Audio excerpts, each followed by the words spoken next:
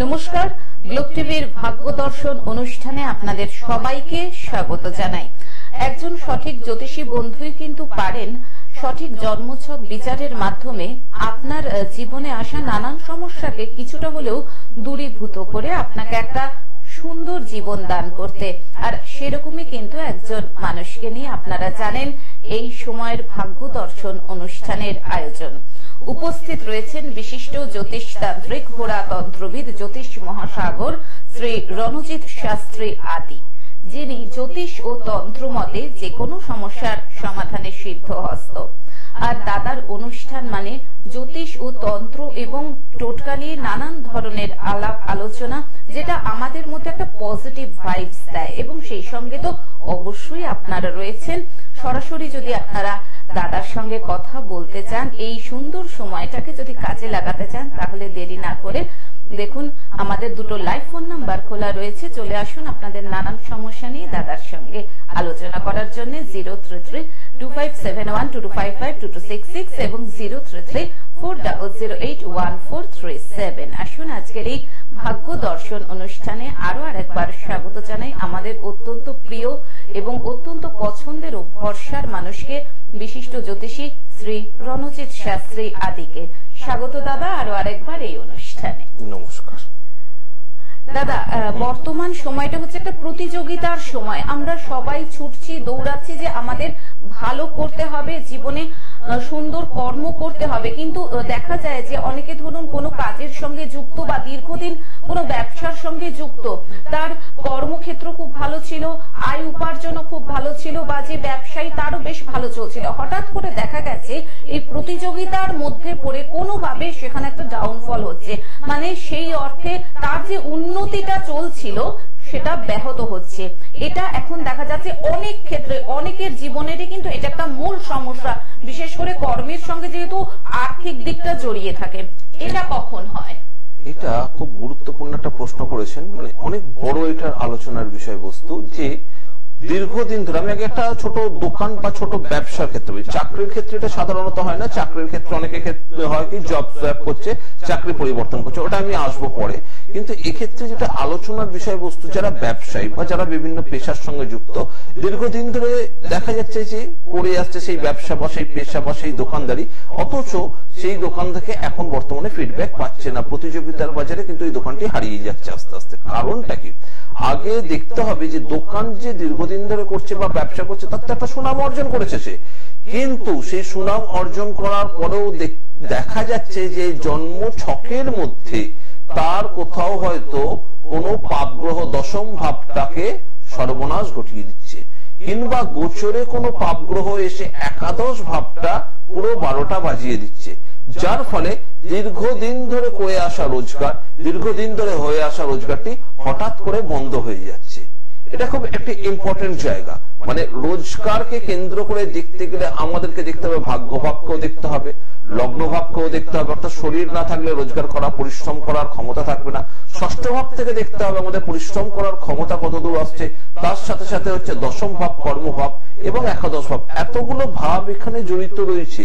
এই ভাবগুলোকে যদি আমি সঠিকভাবে বিচার না করি, এই কটা ভাবের মধ্যে যদি কোনো একটি ভাব খারাপ থাকলো, কোনো একটি ভাবের অবস্থানগত দিক যদি খারাপ বা গোচরে যদি খারাপ রেজাল্ট পাওয়া গেল, তাহলে সেই ভাব সেই জায়গা থেকে ড্যামেজ করবে। যেমন লগ্নের মধ্যে যদি পাপ গ্রহ বা লগ্ন কোনো কারণবশত ইফেক্টেড হলো পাপ গ্রহ দ্বারা, বা কোনো লগ্ন ভাবটা কোনো কারণবশত ড্যামেজ হলো, তাহলে শরীর খারাপের জন্য সে তার দোকান করতে পারবে না, সে প্রফেশনাল জায়গায় যুক্ত থাকতে পারছে না, বা তার সাথে সাথে অন্যান্য প্রাইভেট সেক্টর যেগুলো জায়গায় সে কাজ করে বা যে অফিসে সে কাজ করে সেখানে সে যেতে পারছে না, যার ফলে তার প্রমোশন আটকে থাকছে, ইমপ্রুভমেন্ট পাচ্ছে না।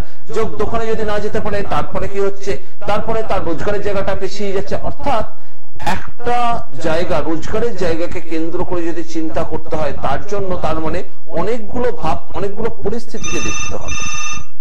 সেই জায়গাটা যদি না দেখা যায়, তাহলে কিন্তু রোজগারে কেন বাধা হচ্ছে, কোথা থেকে বাধা আসছে, সেটা কিন্তু বিচার করা যাবে না।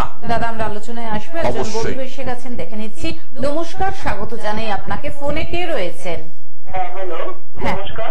নমস্কার, আপনি কোথা থেকে বলছেন, কার সম্পর্কে জানবেন? আমি আমার মানে নিজের সম্পর্কে একটুখানি মানে জানবেন। হ্যাঁ, বয়স আপনার নামটা বলুন, নাম বলুন। আমি কার সাথে কথা বলছি?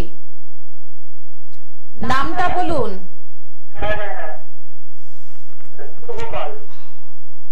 হ্যাঁ, জন্ম তারিখ 11ই অগস্ট 2002। জন্ম সময় সকাল 7:09। হ্যাঁ, জন্মস্থান কলকাতা বাগুইয়াটিতে জন্ম। ঠিক আছে। অনুষ্ঠান দেখা হয়? হ্যাপি নিউ ইয়ার ম্যাডাম, আপনাকে হ্যাপি নিউ ইয়ার জানালাম। হ্যাঁ, ভালো কাটুক আপনার নতুন বছর। হ্যাঁ, আপনাকেও হ্যাপি নিউ ইয়ার জানাই। দাদা কি বললেন, এবার দাদাকেও হ্যাপি নিউ ইয়ার জানাও এবং বলো যে দাদার প্রশ্নের উত্তরটা তুমি দাও। আচ্ছা, নিশ্চয়ই happy new year. Happy new দাদার ইয়ার। অনুষ্ঠান দেখেছো কি এর আগে? হ্যাঁ দেখেছি। হ্যাঁ, দেখেছো। নমস্কার। এবং কিরকম লাগে যদি একটু বলো। ভালো লাগে, খুব খুব খুব আর কি মানে ভালো লাগে দাদা, কি মানে অনুষ্ঠান। Thank you. হ্যাঁ, ধন্যবাদ তোমায়। এবার তুমি শুরু। আচ্ছা, যেটা বলছি ভাই, শুভ, তাই তো? শুভ পাল, তাই তো? হ্যালো, হ্যাঁ, একটু ফোনে থাকো, আমাকে উত্তরগুলো করো। জন্মবার ছিল রবিবার, তাই তো? জন্মবার ছিল রবিবার, সিংহ লগ্ন, সিংহ রাশি, জানো কি? সিংহ লগ্ন, সিংহ রাশি, জন্মকালীন শুক্র নিচস্থ অবস্থান করছে, মঙ্গল নিচস্থ অবস্থান করছে। দেখো তোমার ক্ষেত্রে কি অবস্থান, তোমার ক্ষেত্রে দেখা যাচ্ছে 7, 8, 9, 10 দশম এবং একাদশের শনি, দশম একাদশ শনি, মঙ্গলটা বৃহস্পতি যুক্ত হয়ে রবি যুক্ত হয়ে চলে গেছে দ্বাদশে। মানে একদম পুরো 12টা বাজিয়ে দিচ্ছে তোমার পঞ্চম পতিও দ্বাদশে। অর্থাৎ বন্ধু বান্ধবের সার্কেল, মানসিক শান্তি, মেন্টাল স্যাটিসফ্যাকশন তুমি পাও না। প্রথম কথা, যে কাজ করতে যাবে, যেহেতু দশমের শনি তোমার বাধক দোষ সৃষ্টি করেছে, যে কাজ করতে যাচ্ছে, পড়াশোনা থেকে আরম্ভ করে কর্মের প্রচেষ্টায় যাই করতে যাও না কেন, তাতে অবাঞ্ছিত ভাবে একটি বাধা এসে দাঁড়াচ্ছে। লগ্নের মধ্যে চন্দ্র এবং দ্বিতীয় শুক্র নিচস্থ হয়ে রয়েছে, আর লগ্নপতিও দ্বাদশে চলে গেছে। শরীর স্বাস্থ্য তোমার বাধা, তোমার শরীর স্বাস্থ্য খুব একটা ভালো যায় না, নানান ডিস্টারবেন্সে থাকো। এই 3টে ঘটনার জন্য তুমি এখন আমাকে ফোন করেছো, ঠিক না ভুল? একদমই দাদা, একদম। কেন হচ্ছে? জন্মটা কত সাল বলে? 2002 সাল, তাই তো? 2002 সাল, মাত্র 22 বছর বয়স। 22 বছর বয়স হয়েও দেখো এই সময় ওঠার বয়স, এখানে কিন্তু তুমি আটকে যাচ্ছ, কিছুতে তুমি ইমপ্রুভমেন্ট আনতে পারছো না। তুমি যাতেই হাত দিচ্ছ সেই কাজটাই তোমার ডিলে হয়ে যাচ্ছে, সেটাই হচ্ছে তো? একটু ফোনের নেটওয়ার্কে এসে কথা বলো। যে কাজটাই হাত দিচ্ছ সেটাই তোমার ডিলে হচ্ছে, তাই তো? হ্যাঁ দাদা, বলছিলাম আমি না মানে জার্নালিজম নিয়ে একটু মানে পড়েছি, আমার কি এই মুহূর্তে মানে চাকরির কোনো কিচ্ছু দেখতে পাচ্ছি না। কেন বলি বলে দিচ্ছি আমি তোমাকে। শুক্রটা দ্বিতীয় নিচস্থ, অর্থাৎ তুমি যা বলছো লোকে তাই ভুল বোঝে। দ্বিতীয় ভাব থেকে ভাব বোঝায়, মুখের বাক্য। তুমি যা বলে লোকের সঙ্গে তোমার কনফ্লিক্ট অ্যারাইজ হবে। তার সাথে মঙ্গল দ্বাদশে নিচস্থ, আবার শনি দশমে বাধক। তুমি যা চেষ্টা করছো, তোমার চেষ্টা চাকরি কেন্দ্রিক, তুমি যা নিয়ে চেষ্টা করবে তাতেই তুমি আটকে যাচ্ছ, কোনো দিশা খুঁজে পাবে না। এটাই হচ্ছে তোমার সাথে প্রবলেম। যখন আছে এটাকে সলিউশন করতে হবে, না হলে হবে না। যদি কোনো পায়ে ফোড়া হয় কিংবা হাতে ফোড়া হয়, তাহলে তার জন্য ওষুধ খেতে হবে, না হলে ফোড়াটা কিন্তু তোমাকে যন্ত্রণা দেবে। এটা সেই ফোড়া। দশমের শনি, আমি বরাবর অনুষ্ঠানে বলে এসেছি, দশমের শনি বরবাদ করে দেয়। দশমের শনি বুড়ো বয়সে উন্নতি দিতে চায়।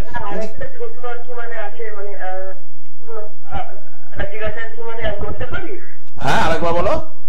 একটা লাস্ট কোশ্চেন বলো। আমার না একটা মানে সাবজেক্টে মানে ফোনে খুব ডিস্টার্ব করছে। ফোনটা যারা অনুষ্ঠানে ফোন করছে একটু নেটওয়ার্কে এসে কথা বলো, কারণ অনেক ফোন ঢুকছে। যাই হোক শুভ, তোমার আমি একটা হরোস্কোপ ডিটেলস আলোচনা করে দিলাম। বাগুইহাটি এরিয়া থেকে হয়তো ফোন করেছিল, বলছিলে প্রয়োজন যদি খুব মনে হয় একদম আমার বুকিং নাম্বারে ফোন করে একদম হাতিবাগানের চেম্বারে যোগাযোগ করো। এই দশমের শনি শুধু শুভর নয়, শুভর মতন অনেকেই রয়েছে যাদের দশমের শনি, দ্বাদশে মঙ্গল, শনি দ্বাদশে মঙ্গল আবার দশমের শনি এসে গেছে। তাহলে কি করছে? একদম সর্বনাশ করে দিচ্ছে। এই শনি মঙ্গলের কানেকশন মারাত্মক খারাপ জায়গায় প্রভাব বিস্তার করবে। সুতরাং কর্ম জায়গা, যেটা নিয়ে আজকে আলোচনা শুরুও করেছিলাম, কর্ম, দেখুন কর্মের জায়গাটা কোথায় বাধা দিচ্ছে।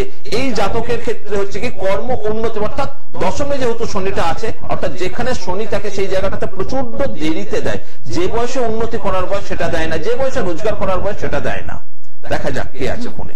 নমস্কার, স্বাগত জানাই আপনাকে। ফোনে কে রয়েছেন বলুন? আমি বহরমপুর থেকে বলছি। বহরমপুর থেকে কার সম্পর্কে জানবেন? আমার মেয়ে, আমার জন্ম happy new year. Happy new year. Thank you, happy new year. বলুন মেয়ের নামটা বলুন, জন্ম তারিখ বলুন। আচ্ছা, নাম হলো সঙ্গীতা রায়। আচ্ছা, সঙ্গীতা জন্ম তারিখ বলুন। 6/11/91। 6/11/91। জন্ম সময়? হ্যাঁ, 2:50 AM। 2:50 AM।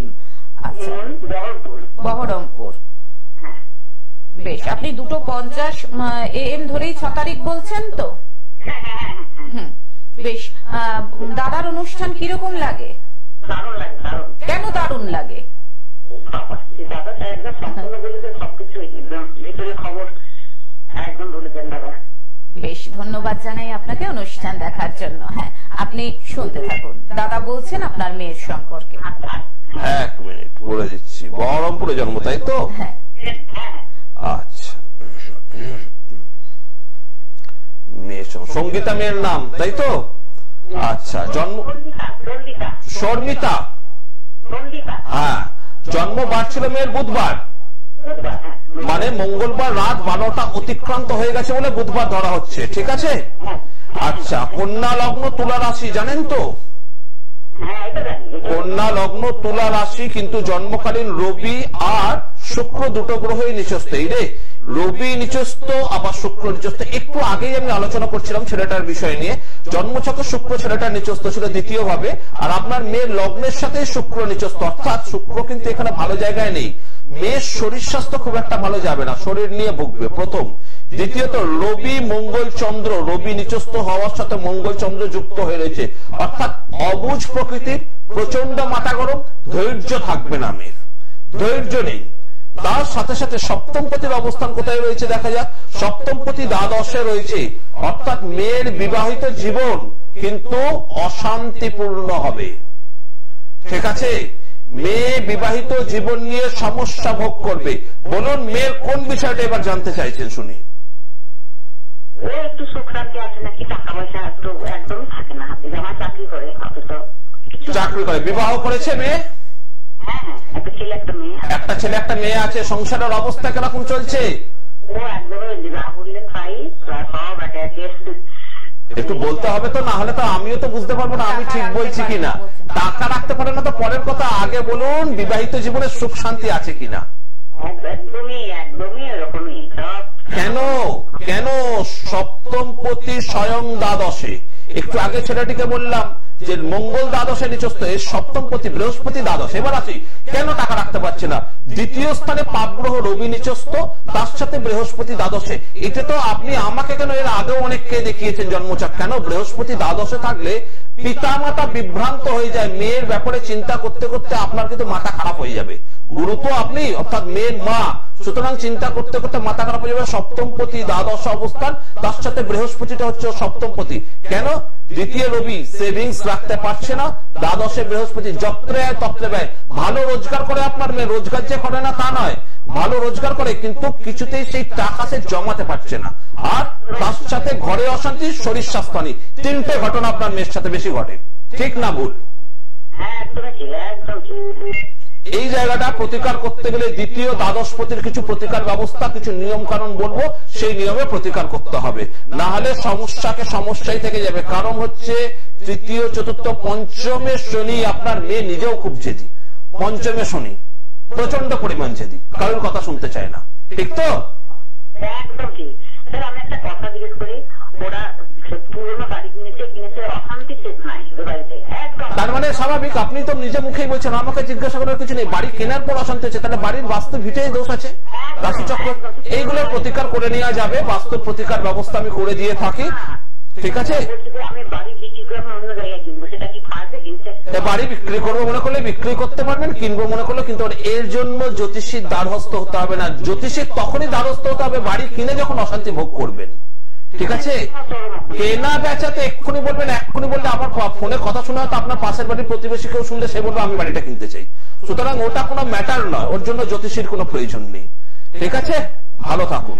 ফোন করার জন্য ধন্যবাদ। দাদার কথাতেই বলি যে আপনাদের যদি কোনো, দাদা একটু আগে বললেন যে ফোড়া হয় বা কোনো যদি শারীরিক সমস্যা হয় তাহলে নিশ্চয়ই আপনারা সেক্ষেত্রে সেটা নির্মূলের জন্য ডাক্তারের শরণাপন্ন হন। আমরা যদি রোগ ব্যাধি নিয়ে বসে থাকি তাহলে সেটা কিন্তু বেড়ে যায়, কমে না। তেমনি সমস্যা নিয়ে বসে থাকলে সমস্যা বাড়বে, বই কি কমবে না। তার জন্য কিন্তু অবশ্যই এই 25 মিনিট সময় কিন্তু যথেষ্ট নয়। তার জন্য সূক্ষ্মাতি সূক্ষ্ম বিচার বিশ্লেষণের প্রয়োজনীয়তা রয়েছে, চেম্বারে আসার প্রয়োজনীয়তা রয়েছে। যারা মনে করছেন সমস্যা থেকে বের হবেন এবং যারা মনে করছেন রণজিৎ শাস্ত্রী আদিকে দেখাবেন, দেখুন স্ক্রলে বুকিং নাম্বার যাচ্ছে 9874110320, এছাড়াও 8276853043। বিভিন্ন জায়গায় দাদার চেম্বার রয়েছে, কলকাতার হাতিবাগান, কালীঘাট, আসানসোল, দুর্গাপুর, পুরুলিয়া, সিউড়ি, বর্ধমান, কৃষ্ণনগর, শিলিগুড়ি। এছাড়াও যে কথাটা বারবার বলি যে দাদার কিন্তু কোনো পোস্টার বিজ্ঞাপন নেই, কাজেই পোস্টার বিজ্ঞাপন বা নামে বিভ্রান্ত না হয়ে বুকিং নাম্বার মিলিয়ে নিয়ে সরাসরি যোগাযোগ করুন।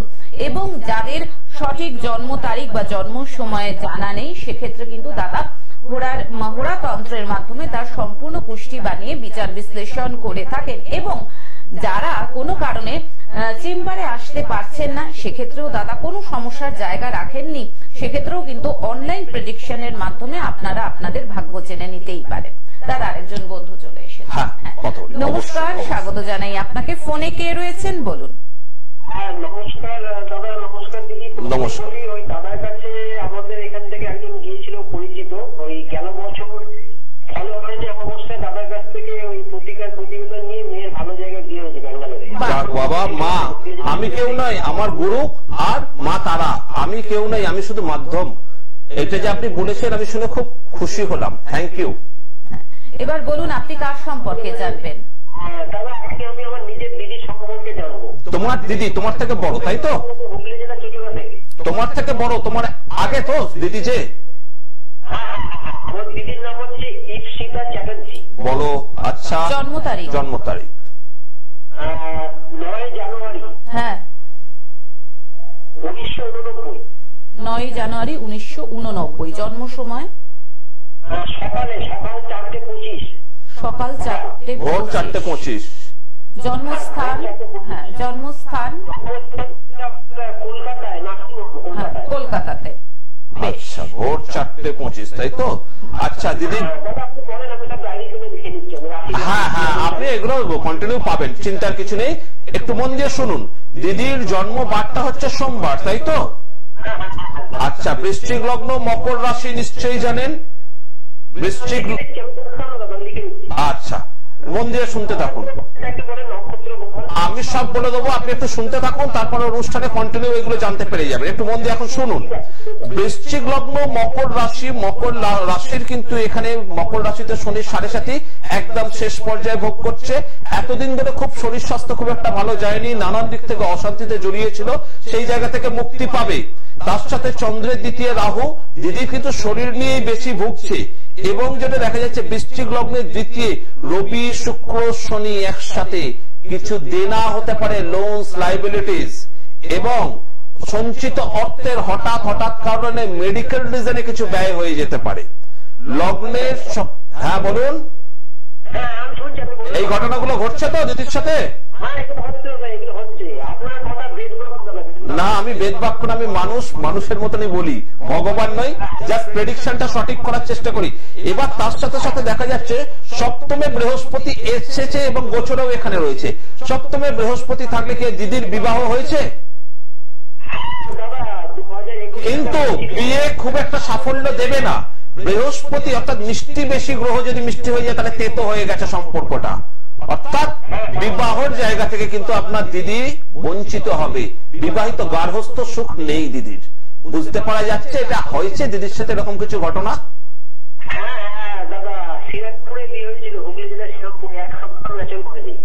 এক সপ্তাহ টেকেনি। খুব দুঃখের সাথে জানালাম, এটা খারাপ লাগলো, কারণ বৃহস্পতি নামেই সপ্তমে রয়েছে, কিন্তু যে জায়গা রয়েছে ধ্বংসকারক জায়গায় রয়েছে। তারপর রয়েছে কোথায়, ওনার দশমে কেতু রয়েছে। দশমে কেতু, উনি পেটের রোগ, গ্যাস্ট্রোএন্টেরো প্রবলেম, ওভারিসিস, পেট নিয়ে উনি খুব প্রবলেমে ফেস করবেন। দিদির পেছনে ডাক্তারের পেছনে প্রচুর ব্যয় যাচ্ছে, ডাক্তার নিয়েও দিদি ভুগবে। ঠিক আছে, রাহু চতুর্থে, বাস্তুভাব ভালো না, প্রচন্ড ঘরের মধ্যে অশান্তি, প্রচন্ড হিংসার শিকার হবে। ঘরের মধ্যে দেখবেন আপনার দিদিকে নিয়ে কনস্পারেসি হয়ে যাবে মাঝে মাঝে, প্রতিবেশী স্তর থেকে, আশেপাশের স্তর থেকে। এই জায়গাটা পাবেন। 4th হাউসে রাহু খুব পজিটিভ রেজাল্ট দেয় না, ঠিক তো? এই জায়গাটা একটু প্রতিকার করতেই হবে, কারণ নবাংশ চাটেও কিন্তু দিদির অবস্থাটা খুব একটা ভালো দেখছি না। লগ্ন আর ভাগ্যের প্রতিকার না করলে এই মুহূর্তে দিদির অদূর ভবিষ্যৎটা কিন্তু কিচ্ছু ফল পাবে না, জিরো। ঠিক আছে, হ্যাঁ বলুন। এই কথাটাই একটা কথা বোঝাই, খুব ভালো প্রশ্ন করেছেন। অনেকেই এটা বলে দেয়, আমি আমার অনেক বন্ধুরা আছে, তার জন্য আমি ভুল কিছু ধারণা দিচ্ছি না। শুধু একটা কথা আপনাকে বলি, আপনি ফ্রিজে আপেল এনে রেখেছেন, 4টে আপেল আছে আপনার ফ্রিজের একটা কন্টেনারে, সেই কন্টেনারে একটা আপেল পচে গেছে, সেই পচে যাওয়ার জন্য বাকি 3টে আপেলও পচে যাবে স্বাভাবিক। আপনি কি করলেন, আপেল 3টেকে ফেলে দিলেন, কন্টেনারটা ধুলেন না, আরো 4টে নতুন আপেল এনে রাখলেন, তাতে কি হবে? ওই নতুন 4টে আপেলও কিন্তু পচবে। বিজ্ঞান তো তাই বলছে, লজিক তো তাই, ঠিক? তাহলে আপনার প্রথম করণীয় উচিত কন্টেনারটাকে পরিষ্কার করা বা কন্টেনারটা পরিবর্তন করা। এখানে সেই কন্টেনার সপ্তম ভাবটা পচনশীল না, মাঙ্গলিক দোষ নেই।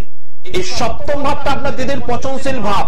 এই সপ্তম ভাবে সঠিক যদি প্রতিকার না করায়, দ্বিতীয় কেন পঞ্চম বিয়ে করলেও টিকবে না। বোঝা গেল?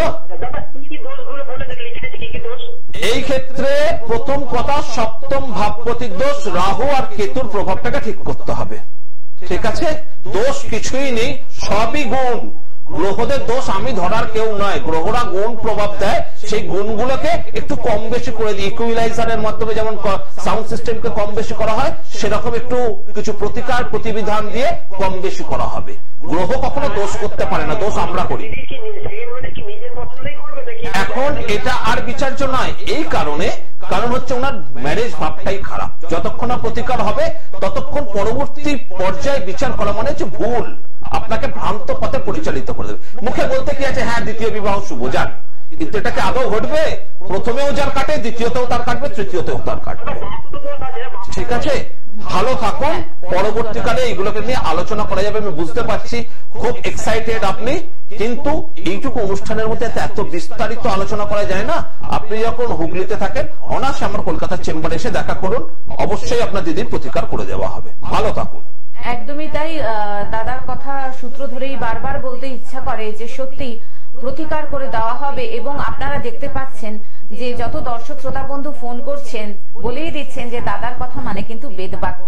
এটা কিন্তু আমার কথা নয় বা দাদারও কথা নয়, যারা বাইরে থেকে ফোন করছেন তারাই বলছেন। কাজে আপনারা যদি মনে করেন যে আপনারাও শ্রী রণজিৎ শাস্ত্রী আদিকে দেখাবেন, সমস্যাটা থেকে নিজেকে বের করে আনবেন, তাদের জন্য দেখুন বুকিং নাম্বার স্ক্রলে যাচ্ছে 9874110320। এছাড়াও রয়েছে 8276853043। দাদার চেম্বার রয়েছে কলকাতার হাতিবাগান, কালীঘাট, আসানসোল, দুর্গাপুর, পুরুলিয়া, সিউড়ি, বর্ধমান, কৃষ্ণনগর, শিলিগুড়ি।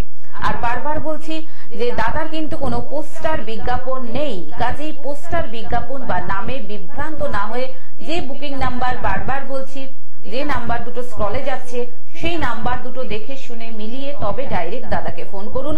এবং আরেকটা কথা, যাদের জন্ম তারিখ জন্ম সময় জানা নেই, সেক্ষেত্রে পুরাতন্ত্রের মাধ্যমে দাদা কিন্তু তার বিচার বিশ্লেষণ করে থাকেন। এবং কোনো কারণে যদি চেম্বারে আসতে অসুবিধা হয়, সেক্ষেত্রে অনলাইনের মাধ্যমে আপনারা জেনে নিতে পারেন। দাদা হাতে আর মনে হয় 1.5 মিনিট মতন সময় বাকি রয়েছে, কাজেই যাওয়ার আগে যদি সেই আমি টোটকাটা দিয়ে অবশ্যই দিতে তো হবেই, কারণ টোটকার চাহিদা দেখছি খুব বেশি। আমার কাছে অনেকেই বলেছে দাদা টোটকাগুলো খুব কার্যকরী। যা একটা টোটকা সম্বন্ধে বলি, বাস্তু নিয়ে এতদিন ধরে বলেছি, এবার ব্যক্তিগতভাবে রাশি চক্র নিয়ে আমি বলবো, কিন্তু তার আগে গ্রহ নিয়ে একটু আলোচনা করি। গ্রহের মধ্যে আমাদের বুধ গ্রহ হচ্ছে বিদ্যা বুদ্ধির কারক গ্রহ। ব্যবসা দিয়ে আজকে যখন শুরু করছি প্রফেশন ব্যবসা, তার প্রফেশনাল ব্যবসার কারক গ্রহ। বুধ আমাদের বাক স্থানের গ্রহ, বুধ আমাদের প্রতিবেশী কারক গ্রহ, বুধ আমাদের কানেকশনের কারক গ্রহ। অর্থাৎ বুধ কিন্তু প্রচন্ড ইম্পর্টেন্ট একটি গ্রহ। এই গ্রহকে সঠিক রাখতে গেলে যে কোনো বুধবার দেখে বৃহন্নলা কিংবা ট্রান্সজেন্ডারদেরকে 11খানা সবুজ রঙের কাঁচের চুড়ি দান করুন যাদের বুধ খারাপ। 11খানা সবুজ রঙের কাঁচের চুড়ি যদি বৃহন্নলা বা ট্রান্সজেন্ডারদেরকে দান করা হয়, কিছু অর্থও দেবেন আপনার সামর্থ্য অনুপাতে, সেক্ষেত্রে দেখবেন আস্তে আস্তে বুধ গ্রহের বলবত্তা বৃদ্ধি পাবে। বুধ তার কার্যকারিতা খারাপ দিকটা কিন্তু বন্ধ করে শুভ ফল দিতে শুরু করবে। অসংখ্য ধন্যবাদ দাদা আপনাকে, সেই সঙ্গে ধন্যবাদ জানাই সকল দর্শক শ্রোতা বন্ধুকে। হাতে আজকে আর একদমই সময় নেই, কিন্তু চিন্তার কোনো কারণ নেই, দাদাকে নিয়ে আমরা আবার চলে আসব পরবর্তী পর্বে। সুস্থ থাকুন, ভালো থাকুন এবং অবশ্যই দাদার কথা মতন চলার চেষ্টা করুন। আসছি